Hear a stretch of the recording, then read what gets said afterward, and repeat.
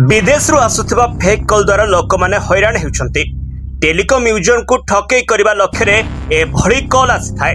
तबे एभली कॉल उपरे सरकार कार्यानुष्ठान ग्रहण करिसन्ति। ए सबु कॉल गुडिक ब्लॉक करबा को टेलीकॉम कंपनी को सरकार निर्देश दैछन्ति। भारतीय ग्राहकों निकटरे एभली कॉल जेभली न पहुँचबो से उपरे कार्यपंथा ग्रहण करबा को कंपनी को कहा जायछि। तबे एही आधार रे कंपनी कॉल रो चिन्हट करिवे आउ एहाकु त्वरित भित्तिरे ब्लॉक मध्य करिवे। एही कॉल गुडिक चिन्हट करबा को एक सिस्टम विकसित करबा को मध्य टेलीकॉम कंपनी को निर्देश दिया जायछि। तबे एक वृत्तिरे केंद्र जोगाजोग मंत्रालय पक्षरु कहा जायछि जे विदेशरु आसुथिबा एही कॉल गुडिक विशेष करी साइबर क्राइम एवं आर्थिक ठकई सह जड़ित कॉलिंग लाइन आइडेंटिटी व्यवहार द्वारा एभली कॉल करा जाउछि। तबे एभली कॉल सबु विदेशरु आसुथिले मध्य देशर कोनोसी कॉल भाबे यूजर्स को जणा पडुनी। तेबे एभली टेक्नोलोजीर फायदा नहीं साइबर अपराधी माने बेस सक्रिय हेबा सह लोकन को विभिन्न समय ठकई करि आछन्ते।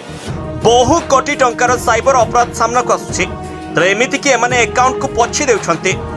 जाल digital asset expert scam career औषध नार्कोटिक्स पुलिस एवं सरकारी अधिकारी छद्म नाम आसुछि। तबे एमिति कि टेलीकॉम विभाग और ट्राई नामक व्यवहार करी एही अपराधी माने लोकन को कॉल करुछन्ति।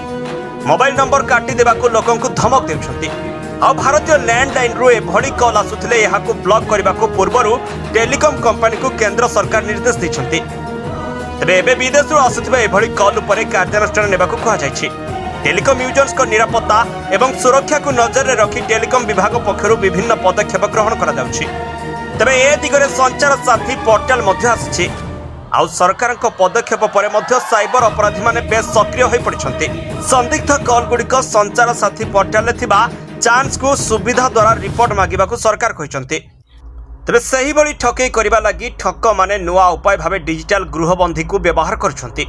भारतीय रिजर्व बैंक रो एक रिपोर्ट रु जणा पड़िछि कि केवल 2023 रे देश रे 30,000 कोटी टंका अधिक साइबर ठकई होइछि।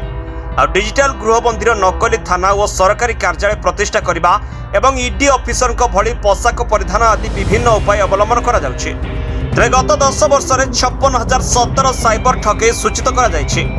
एही ठकई जगु मोट 4.69 लाख कोटी टंकार क्षति घटिछि। सबुठारु अधिक साइबर ठकई हेउतिबा 10 देशर तालिका रे भारत रहिछि।